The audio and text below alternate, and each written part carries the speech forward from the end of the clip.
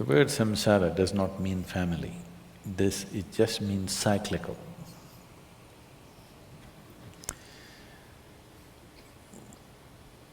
Who you are right now is a product of certain cycles. There are many ways to look at this. The cycles of the sun, the cycles of the moon, and various other cycles in the universe, we are a product of that. Only because our mothers' bodies were in sync with the cycles of the moon, we are born here, isn't it?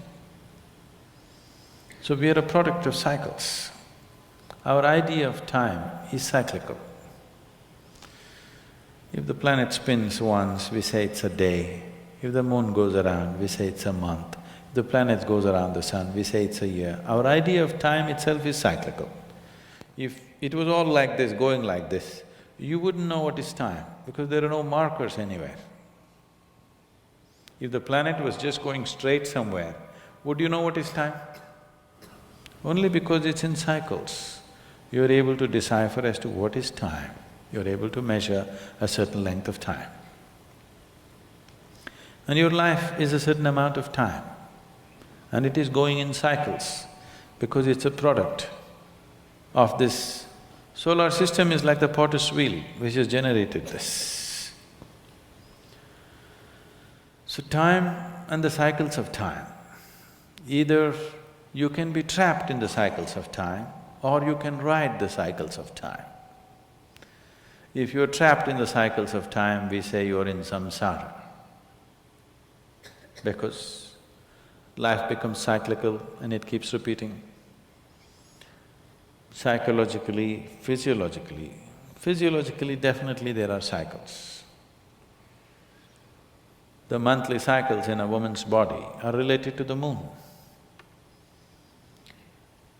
There are other cycles which are related to the sun, which are not so obvious as the cycles of the moon, but they're happening. If you observe your life carefully, you will see it is cyclical. Same things are repeating themselves in different colors, but same things are repeating themselves over a period of time. You can actually look whether it is 12 years, it's 6 years, it's 3 years, it's happening at some point. If it is happening in very short cycles, you are heading towards a psychological breakdown. If it's happening in long enough cycles, you're just suffering boredom.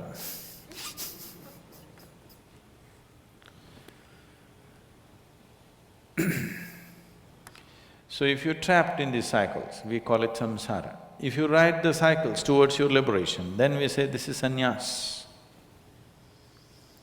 Sanyas need not necessarily mean not having a family.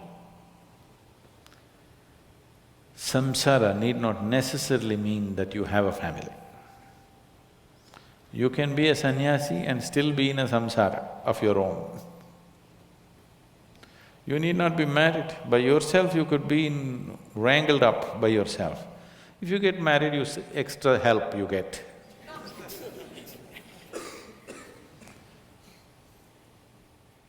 People are alone and they're quite wrapped up by themselves, they don't need anybody's help. They're doing fine by themselves, their own samsara. Is it happening or no? Single people are in their own samsara or no? They're into their own chakkar going on.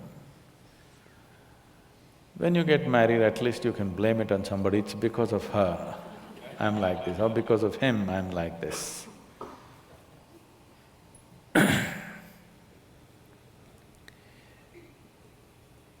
So these words have gotten related to certain aspects of life because generally it's believed that you can be trapped in samsara only when you have a family. Because once you have a family, you have to earn certain amount of money, you have to do certain things, children are there, means certain things have to be managed, so things become cyclical. When things are going in cycles, it feels that everything is better organized. If it was not going in cycles, every day is a new day. With children around you, every day new day, you can't deal with it. It's better it is happening in some system. So you will aspire for a cycle. You will not want new things to be happening every day. You want some order, you want some expected things to happen. Surprises look like disasters. This happened one day. Shankaran Pillai was going home. And suddenly he thought, he's done nothing for his wife in the last few years. So, he bought a huge bunch of red roses and went home and knocked on the door. And when she opened the door, with a big grin on his face, he tried to give the roses to her. She just blew up. She just blew away and she said, "You fool, you know since morning the tap has been leaking, the dog has been sick, and the children had a food fight, I've been cleaning the whole place, and now you have the courage to get drunk and come home?"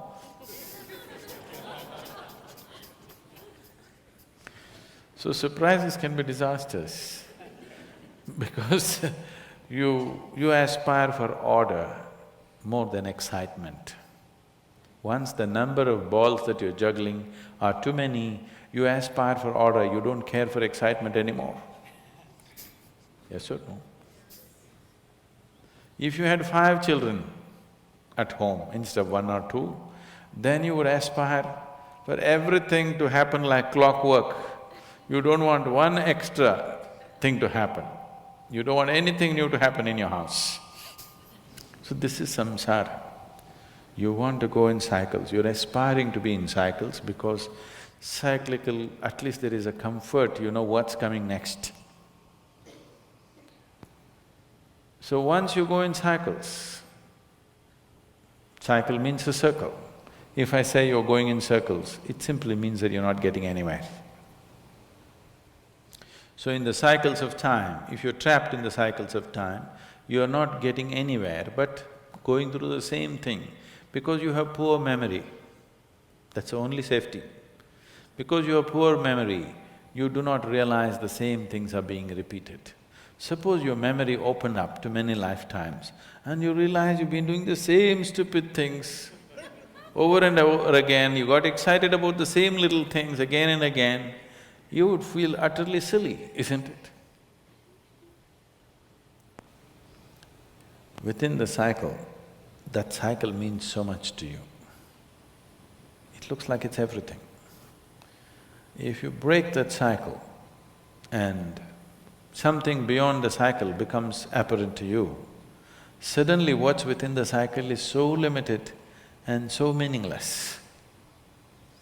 The relationships, the activity, the thoughts, the emotions, everything that you held as everything in your life, suddenly, poof. So this is sannyas. That is, you've broken the cycles of time. You're riding the cycles of time. You're not trapped in the cycles of time. So can I do this within the family? You can, but nobody need to know. If they know, they won't be able to live with you unless they're also like that. People are looking for some bondage. People don't come together seeking freedom, they're coming together seeking bondage, isn't it? If they know that you're not bound by anything, it'll be dangerous to live with a person like that. So, once you've broken the cycles of time, consciously you can be part of it when you want to be. But when you're not, you're not. So being a sannyasi inside a family situation, it is not that it's not possible. This is not being uncaring, this is not being unconcerned. This is just being free from a certain situation. There are many people who live in the family and they don't care a damn. That's different. That is because they're in their own samsara. They're not involved with other samsara. They're in a smaller cycle of their own. Being absolutely involved and not being entangled, that is the way to freedom. That is the way to liberation. If you're not involved, you may be just uncaring. You will be in your own small chakkar of your own. You will see people who seem to be not involved in anything around them. Little things about themselves are very important for them. If you disturb that, they'll go crazy. Yes? Have you seen this? They don't care if whatever the family, but their coffee must be right. Coffee doesn't come, they'll go crazy. So they'll have smaller cycles. So being a sannyasi within a family situation, it is not that it's not possible, it's a bigger challenge. If you're a sannyasi by yourself, nobody around you, it's a lesser challenge because you don't have to carry anything with you. When Gautama, the Buddha, was asked, is it good to walk in company or alone? He's a very brutal man. He said, it's better to walk alone than to walk with a fool.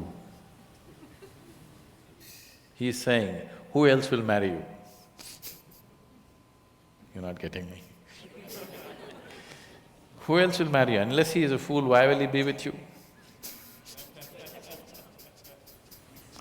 Better to walk alone than to walk with a fool. It's a loaded statement.